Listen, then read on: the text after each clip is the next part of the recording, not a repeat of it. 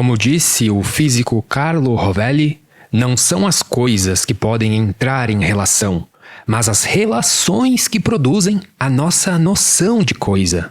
Uma série de experimentos científicos tem confirmado uma característica bastante peculiar da realidade, chamada de contextualidade. Em termos simples, isso significa que as propriedades físicas das coisas parecem, de fato, não existir antes delas interagirem com outras coisas. Essa constatação coincide com uma das interpretações mais elegantes da mecânica quântica, a chamada interpretação relacional, proposta pelo próprio Carlo Rovelli. A ideia dele, como ele mesmo diz, não é tentar forçar a física a caber em nossa visão de mundo, mas sim modificar a nossa visão de mundo para que ela se torne consistente com a mecânica quântica.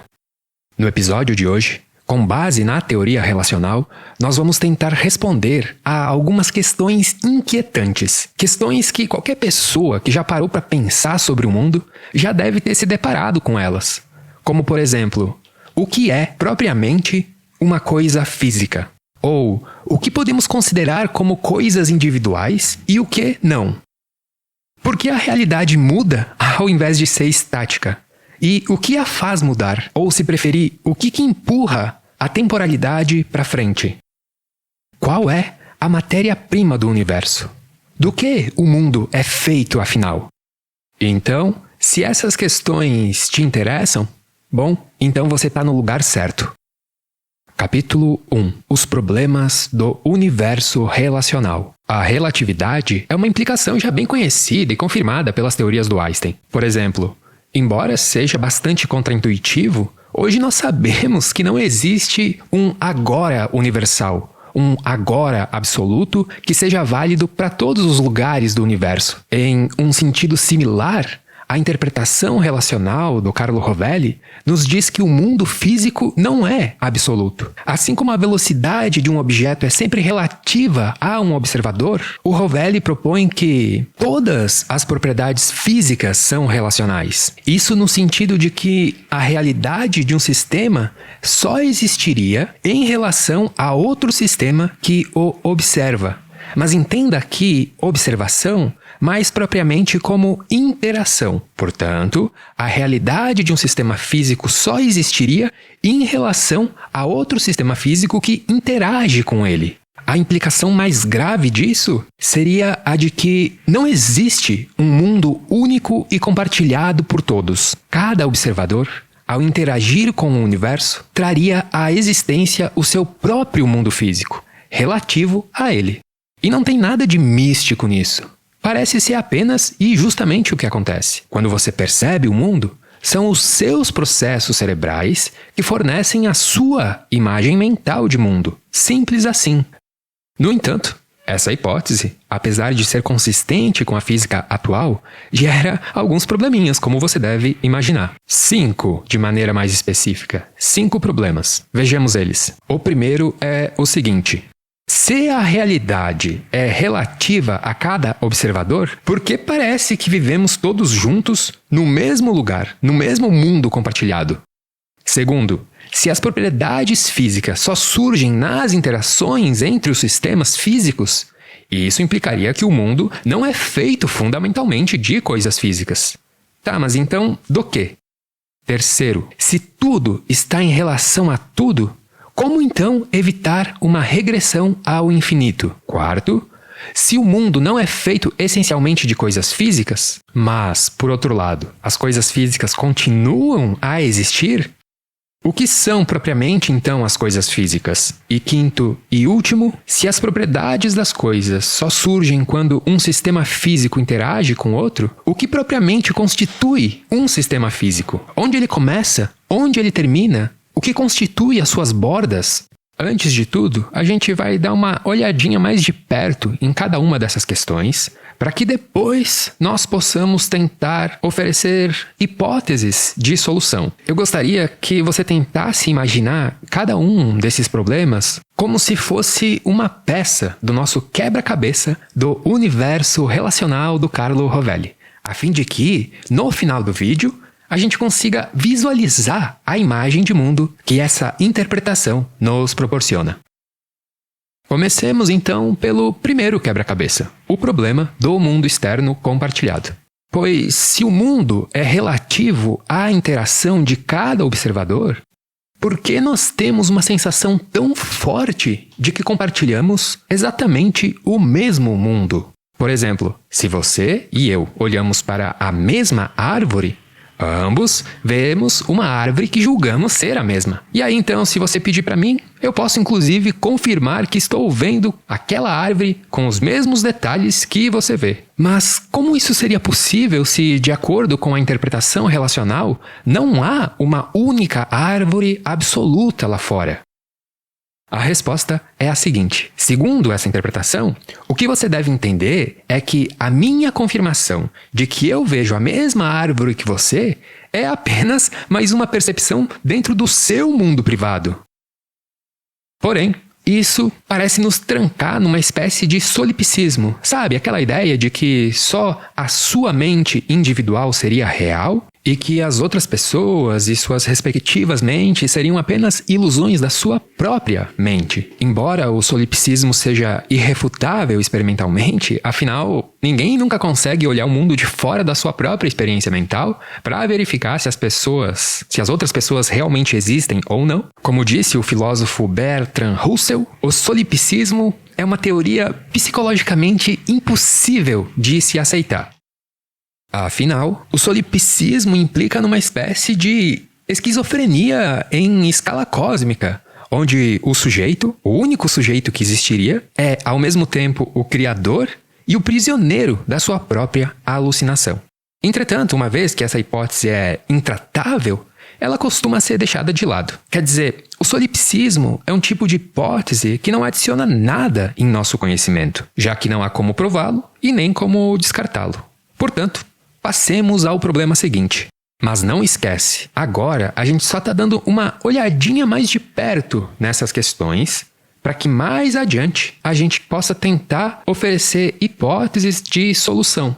Ou seja, a gente ainda vai voltar nesse problema do mundo compartilhado.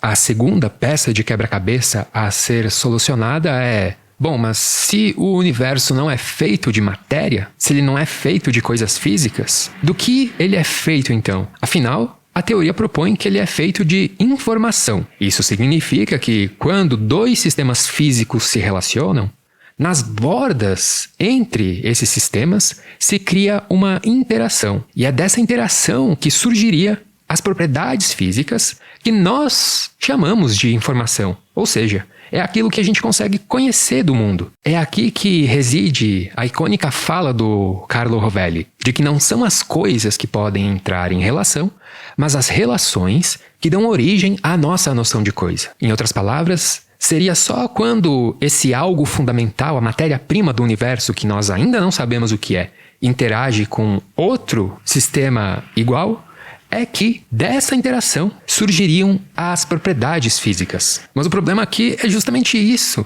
pois nos faz perguntar o que seriam essas entidades mais fundamentais que se relacionam. Quer dizer, isso só, a princípio, aprofunda o mistério. Em outras palavras, o que nós devemos nos perguntar agora é: qual a matéria-prima dessa informação, se não haveria um mundo físico para ancorá-la? Bem, então vamos ver isso com mais calma.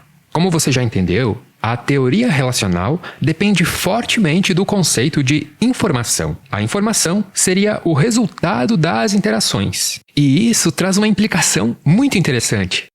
Na medida em que um sistema interage com o outro, a informação muda porque ela aumenta. Afinal, novas interações geram novas informações.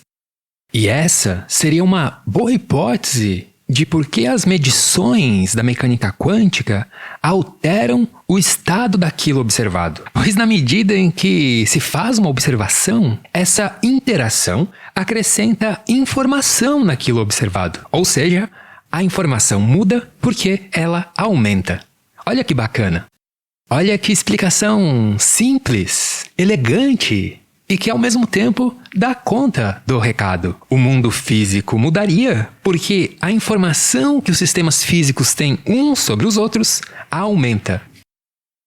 Isso significa que nós, seres humanos, na medida em que somos um sistema físico, interagimos com o mundo, gerando mais informação. Ou seja, isso significa que a nossa observação não é passiva. Ela é uma interação que força um resultado. Ao observar, nós acrescentaríamos informação ao sistema observado e vice-versa. Mas cuidado, eu não estou sugerindo aqui que seria a sua consciência a causa do colapso da função de onda. A compreensão aqui se limita apenas para o que foi dito. A interação entre sistemas físicos gera informação nas bordas desse processo. E a informação que nós temos sobre as coisas muda porque em todas as interações a informação aumenta na justa medida em que vai sendo gerada pela própria relação. Em outras palavras, essa é outra maneira de você entender a temporalidade. Entretanto, a informação é sempre sobre algo. Mas se não existe um mundo físico independente, quer dizer, se ele precisa da relação entre dois sistemas para surgir, qual é a substância dessa informação? Bom, se a realidade não é física, a única alternativa que nos restaria seria pensar em estados mentais, em qualidades puramente experienciais. Afinal, até onde nós sabemos, são apenas essas duas coisas que existem no mundo: as coisas físicas e os estados mentais. Portanto, uma vez que as coisas físicas parecem ser um produto de algo anterior, e que no mundo, até onde nós sabemos, existem apenas coisas físicas e estados mentais, se a substância das informações não são as coisas físicas, a suposição mais plausível seria que a matéria-prima da informação sejam estados mentais. E isso nos empurra para o idealismo, aquela ideia filosófica de que tudo é essencialmente mental. Contudo, uma vez que, se quiséssemos aderir à hipótese idealista, aí teríamos que enfrentar os problemas que a própria hipótese idealista enfrenta. Por exemplo, se tudo seria uma mente, por que nós não podemos mudar as leis da física com o nosso pensamento? Ou por que não podemos ler os pensamentos uns dos outros diretamente? Mais adiante, se nós tivermos que investigar essa hipótese idealista, em comunhão, é claro, com a teoria relacional, bom, então a gente vai ter que enfrentar questões como essa. Mas antes, vamos ver o nosso terceiro problema da interpretação relacional, a nossa terceira peça do quebra-cabeça. Este problema se refere à perpétua relatividade entre as informações, o que parece implicar num aparente regresso ao infinito. Pois se tudo é uma relação, o que exatamente está se relacionando com o que?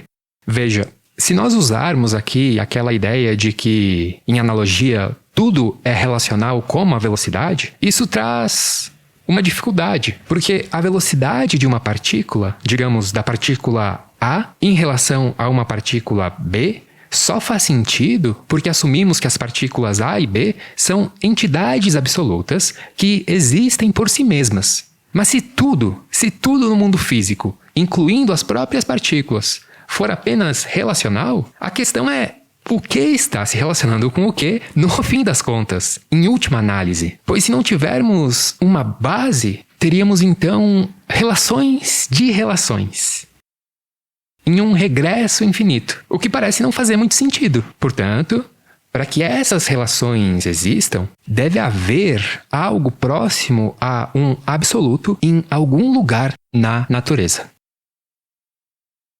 Vejamos agora o penúltimo problema, a nossa quarta peça do quebra-cabeça.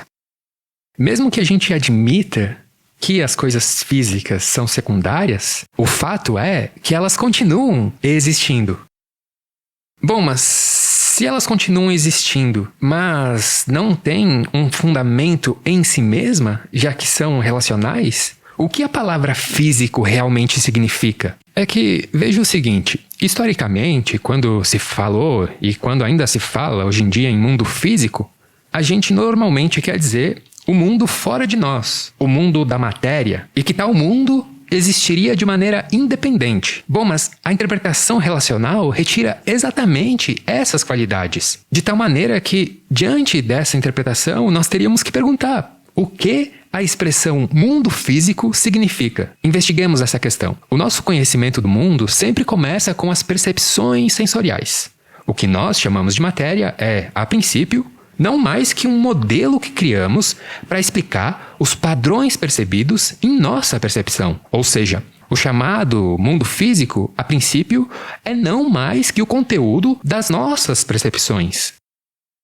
E por fim, a quinta peça do quebra-cabeça enfrenta o problema de o que delimita o que nós estamos chamando aqui de sistema. Pois é quando um sistema interage com o outro que teria como consequência as propriedades físicas. Mas o que é um sistema? Em outras palavras, em um cosmo onde tudo estaria fundamentalmente interligado por relações, o que traça a fronteira que define você como um ser individual separado do entorno. Aqui é interessante lembrar que quando se fala em observação na mecânica quântica, ou em medição, não se está falando apenas das observações humanas. Não é o olho humano propriamente que faz uma observação. Ainda não se sabe a resposta para isso. Mas, para você entender melhor, o que faz essas medições da mecânica quântica seria algo que interage com o sistema quântico, causando o famoso colapso da função de onda, que significa não mais trazer aqueles aspectos nanoscópicos à existência macroscópica. É claro que, até onde nós podemos falar, as medições só se concretizam na consciência de um observador. Mas, é claro, temos que levar em consideração que os objetos inanimados também possam realizar medições. O importante aqui é que, de acordo com o Carlo Rovelli, o que realiza as medições são os sistemas físicos. Os sistemas do universo observariam uns aos outros num constante processo de medição que iria atualizando a natureza. E isso na medida em que esses sistemas vão adicionando informação uns aos outros. Lembra, né? A informação muda simplesmente porque ela aumenta. O que nós devemos nos perguntar agora é o seguinte: o que, então, constitui, afinal, um sistema físico? Por exemplo, pensa numa caneca e se pergunte: a alça da caneca é uma parte dela ou é um sistema separado? Ou talvez pensa numa montanha. Onde ela começa? Ela começa assim que o solo começa a minimamente ficar mais íngreme? E as pedras que estão nessa montanha? Elas fazem parte da montanha ou são sistemas separados? Essa decisão, é claro, é arbitrária, pois é uma questão de conveniência linguística. Na verdade, a física quântica sugere que o universo inteiro seria um único sistema emaranhado. Um todo, sem partes verdadeiramente separadas. Porém, se isso for verdade, e só o universo como um todo for um grande sistema, então observador e observado seriam o mesmo. Mas aí então, sob essa perspectiva relacional, isso nos levaria a um paradoxo. Pois se só haveria um sistema, então não teria como ter relações. Não teria como ter interações. E se não houvesse, a informação não aumentaria. E o mundo seria um lugar estático. Mas como nós sabemos, isso não é verdade. Afinal, para qualquer lado que a gente olhe, tudo está sempre e constantemente mudando. Portanto, a questão aqui é que nós devemos encontrar um critério não arbitrário para delinear o que constitui um sistema físico. Capítulo 2. A solução. Um universo de mente e seus alters. A solução para todos esses 5 quebra-cabeças anteriores, por mais distintos que sejam, pode ser encontrada em uma única mudança de perspectiva. A gente simplesmente adotar como ponto de vista que a consciência é aquilo de mais fundamental. Como eu não canso de reiterar aqui no canal, há uma resistência em nossa cultura atual em considerar que a consciência poderia ser mais fundamental que a matéria. Mas, por outro lado, parece haver uma certa facilidade, não muito bem refletida, em se aceitar que a consciência poderia ter magicamente surgido da matéria. Mas o fato é que, uma vez que nós não sabemos, nós devemos trabalhar com as duas hipóteses, as levando em consideração com a mesma seriedade.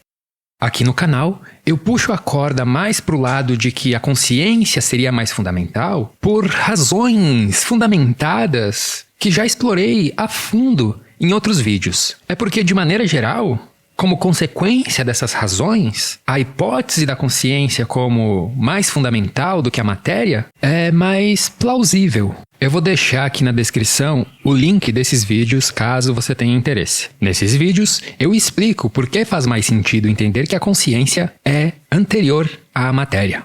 Levando isso em consideração, vamos continuar a nossa exploração aqui de hoje a partir dessa perspectiva idealista, a de que a consciência, a de que as qualidades mentais são uma qualidade inerente ao tecido do cosmos e que, portanto, a consciência não teria precisado surgir. Em outras palavras, vamos postular que a substância concreta da realidade, que o nosso primitivo ontológico, não é a matéria, não é as coisas físicas, mas o que vamos chamar aqui de uma mente universal. Então, quando eu falar em mente universal, entenda apenas isso, que a consciência é uma qualidade inerente ao tecido da existência. E o que é consciência? Consciência é a capacidade de gerar experiência. Portanto, isso não implica em uma mente autoconsciente, nem em uma mente que sabe de qualquer alguma coisa. E isso implica apenas que aquilo de mais fundamental seria justamente essa capacidade de gerar experiência. E o fato da gente considerar essa hipótese aqui hoje não é por mera questão de escolha. É porque realmente ela parece fazer mais sentido diante da interpretação relacional. Afinal, de acordo com ela, as propriedades físicas só surgem em um segundo momento. Elas são um produto de algo anterior. Uma maneira da gente tentar visualizar o que seria essa mente no geral é que, análogo a como a teoria quântica de campos postula que tudo aquilo de físico nesse mundo seriam simplesmente excitações de um campo quântico fundamental, aqui nós podemos entender que tudo aquilo de físico são excitações dentro do campo da mente universal. Essas excitações, mais propriamente, seriam as próprias experiências. Por outro lado, ao estipularmos a consciência como mais fundamental do que a matéria, teríamos então de explicar como a matéria surge da consciência. E antes de descartar isso como algo impossível, considera o fato empírico de que você vivencia esse evento todas as noites, em seus sonhos. Em seus sonhos, a sua mente individual cria sozinha um mundo externo que parece perfeitamente material e real. Bom, então, a questão aqui é a seguinte: se a sua mente pode fazer isso em pequena escala, por que a mente universal não poderia fazer em escala cósmica, caso ela exista? Outro problema que surge é o seguinte: se nós somos todos partes de uma única mente geral, como é que eu tenho a minha própria mente privada e você tem a sua? Em outras palavras, como essa mente universal teria se separado em infinitas mentes individuais? Isso nos leva diretamente às peças do quebra-cabeça das questões 2 e 5, respectivamente, sobre qual seria a base da informação e sobre o que define um sistema físico. E talvez a nossa resposta possa ser encontrada num fenômeno bastante documentado na psiquiatria: a dissociação. Também conhecida, ou melhor conhecida, como transtorno de personalidade, onde a mente humana pode se fragmentar em várias personalidades. Nesses casos de transtorno dissociativo de identidade, diferentes centros de consciência, chamados de alters, podem se formar e coexistir dentro da mesma psique. Esses alters não têm acesso direto aos pensamentos dos outros, das outras personalidades. Cada alter tem acesso apenas à sua própria experiência individual, embora todas as personalidades sejam criação de uma única e mesma mente. Uma vez que nós podemos considerar uma espécie de mente universal como aquilo de mais fundamental, e uma vez que sabemos que as mentes são capazes de criar realidades, como acontece nos sonhos, e que também uma única mente é capaz de se fragmentar em ilusórias individualidades, então nós poderíamos, sim, nos perguntar: será que cada um de nós, cada ser vivo com uma mente individual, talvez não seja uma espécie de alter dissociado da mente universal? Em outras palavras, uma vez já ser um fato empírico muito bem documentado e comprovado que as mentes individuais podem se fragmentar em personalidades distintas, experimentando o mundo a partir das suas próprias perspectivas, porém ao mesmo tempo que são fruto de uma única e mesma mente central? Então, caso o universo seja mesmo inerentemente mental, será que nós não encontraríamos nesse fenômeno psíquico uma pista reveladora sobre o universo? Suponha aí por um momento que talvez algum dia no futuro nós sejamos capazes de comprovar que a consciência é aquilo de mais fundamental. Olha, eu não sei como isso seria possível, mas apenas suponha aí por um momento. Bom, se isso acontecesse, a grande questão seria, mas como essa consciência universal teria se fragmentado em várias consciências individuais?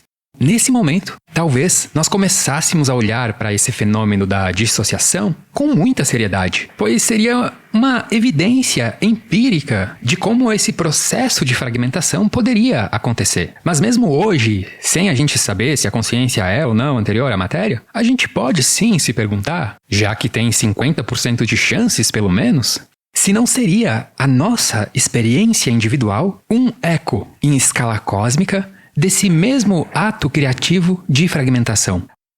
Olha, eu confesso que a primeira vez que eu me deparei com essa hipótese, ela me pareceu um tanto absurda. Mas conforme você vai seguindo a correnteza da lógica, como nós estamos fazendo aqui hoje, bom, talvez você comece a mudar de perspectiva. Afinal, é muito interessante quando a gente consegue explicar e entender o mundo sem ter que sair daquilo que acontece no próprio mundo. Em outras palavras, talvez tudo o que a gente precise para uma compreensão maior do todo seja tão simplesmente juntar de uma maneira mais adequada as peças do quebra-cabeça que já estão disponíveis. Ou seja, talvez não seja necessário descobrir nada além do que já foi descoberto até então. Isso não quer dizer, é claro, que não haja mais nada a ser descoberto. Apenas que, quem sabe, com o que já sabemos até hoje, o que não é pouco, já seja o suficiente para uma compreensão, de certa maneira, satisfatória da totalidade. E o ponto aqui é que essa hipótese idealista que nós estamos explorando poderia solucionar os quebra-cabeças anteriores. Vejamos melhor como. Talvez a primeira questão que a gente deve lidar agora é a sobre o que constitui, afinal, um sistema físico. Pois a base da interpretação relacional é essa. Quando dois sistemas interagem, dessa interação surgem as coisas. Mas para começo de conversa, a gente teria que se perguntar o que delimita o que nós estamos chamando aqui de sistema. Ou melhor dizendo, o que delineia um sistema de modo não arbitrário? A resposta idealista nos diz o seguinte: o limite da sua experiência subjetiva. Porque olha só, você pode diretamente mover seu braço apenas com uma intenção mental. Você pensa e seu braço já mexe na hora.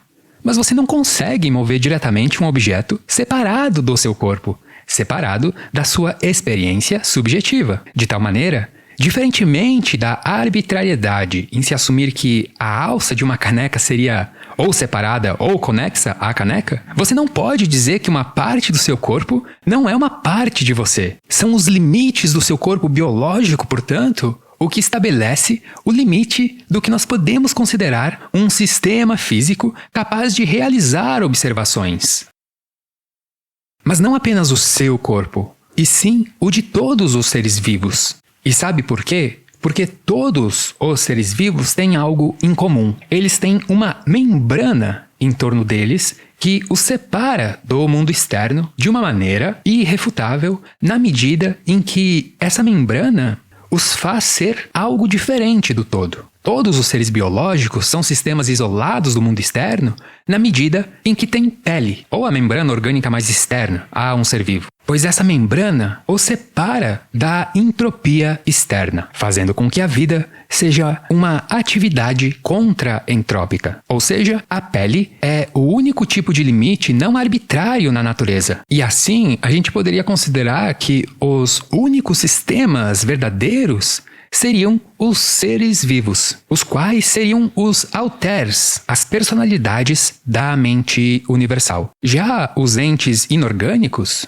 Bom, como eles não possuem pele, eles não podem ser separados do todo. E sendo assim, toda a natureza inorgânica, você deve considerar ela como uma única coisa, como a mente no geral, não individualizada. Quer dizer, assim a gente teria inúmeras mentes individuais, inúmeros sistemas individuais que residem dentro de um sistema maior, a mente no geral.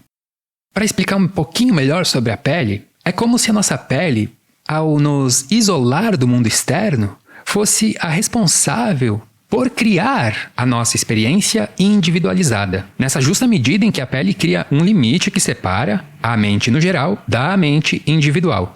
Assim, uma cadeira não é um indivíduo, pois ela não tem pele. Apenas os seres vivos podem ser considerados indivíduos. Não há razão para assumir que uma cadeira seja uma entidade separada da mesa só porque tem espaço vazio entre a cadeira e a mesa.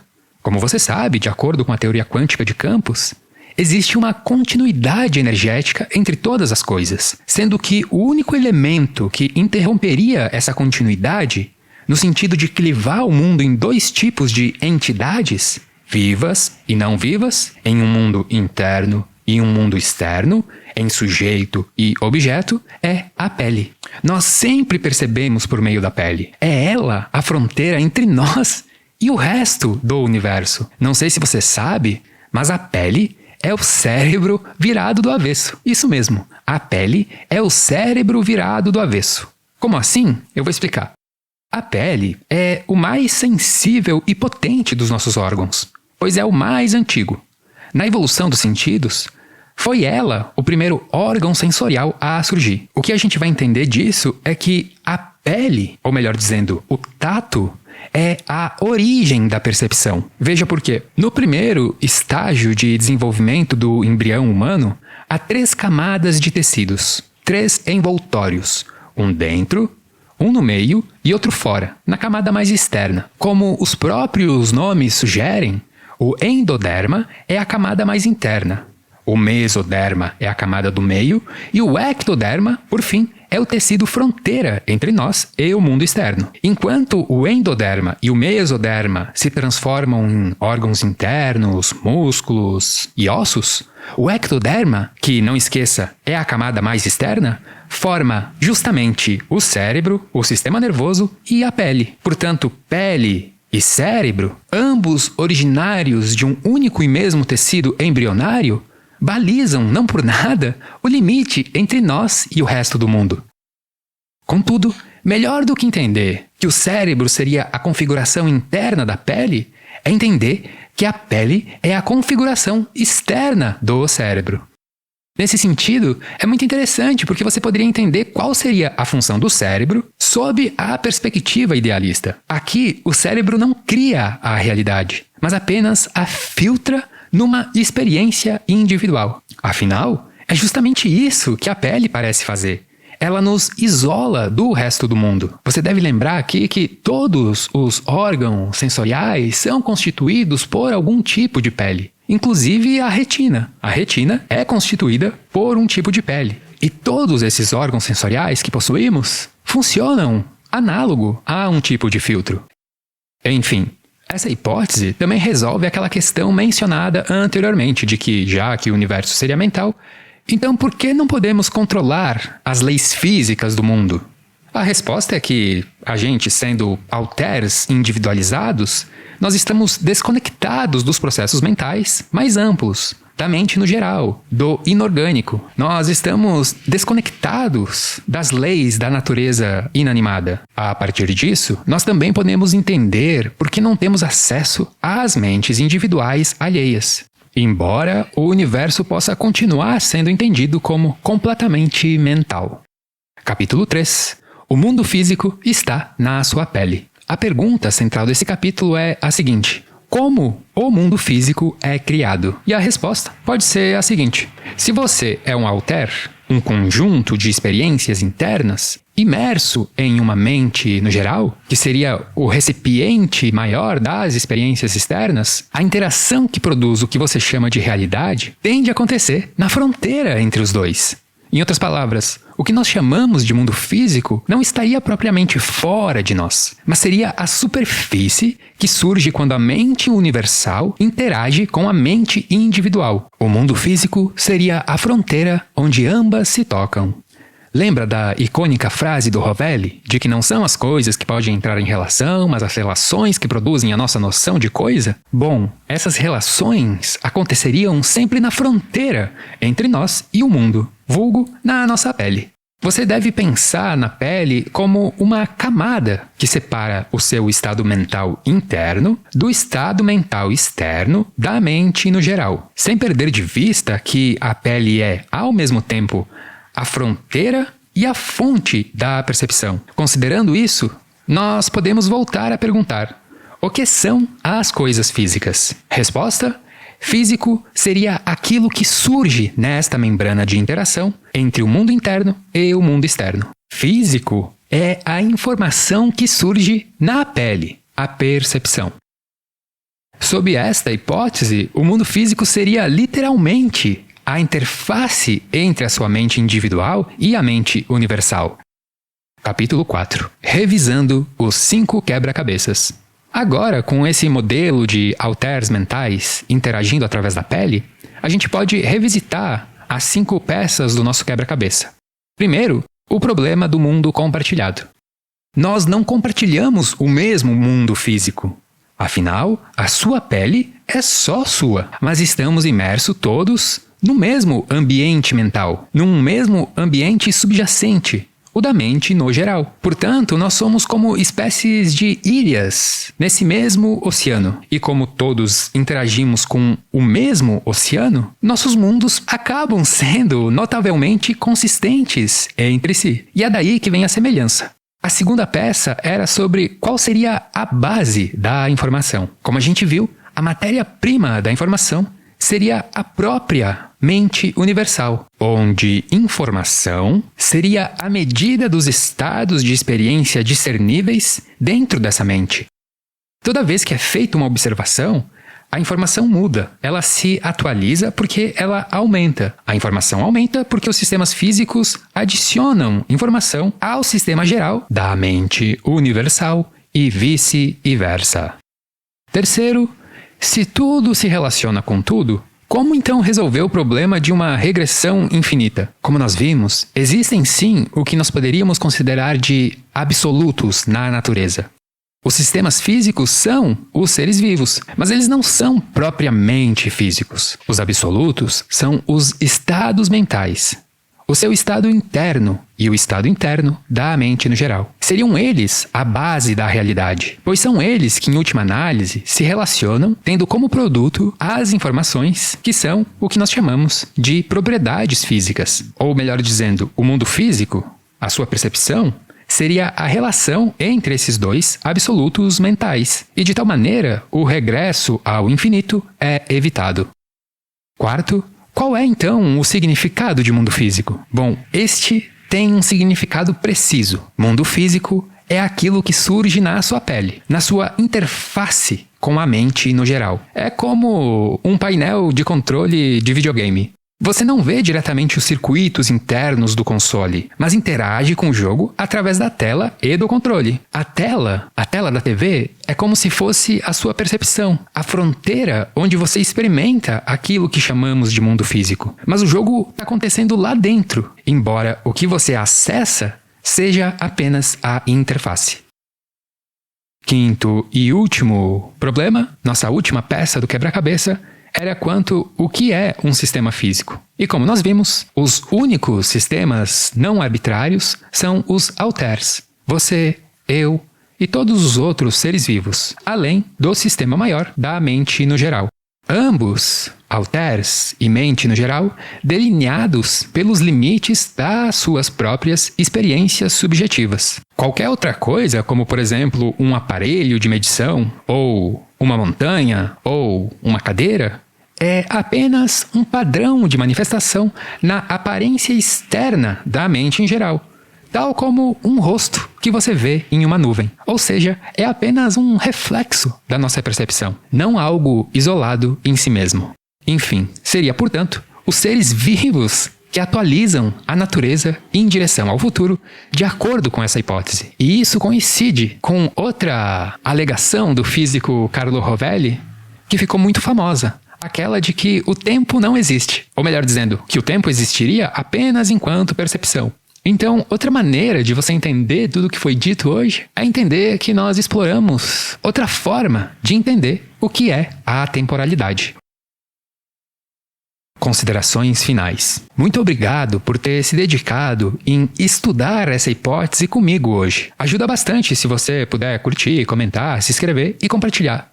Isso vai permitir que o algoritmo continue recomendando os vídeos aqui do canal, o que por consequência me faz ficar motivado a trazer conteúdos cada vez melhores para você. No próximo vídeo, eu vou tratar de um tema que talvez seja aquele que eu mais tenho autoridade para falar e conhecimento sobre, pois foi o que eu pesquisei no mestrado nos últimos anos, no mestrado em filosofia. Qual seja a metafísica da natureza de Schopenhauer à luz da teoria quântica de campos. Apesar desse nome grandão, de modo geral ela significa não mais do que um diálogo entre a física contemporânea e a filosofia de 2 séculos atrás, cujo resultado vai nos permitir entender a face oculta da natureza, isto é, o lugar onde ela esconde os seus mistérios. Então, a gente se vê lá.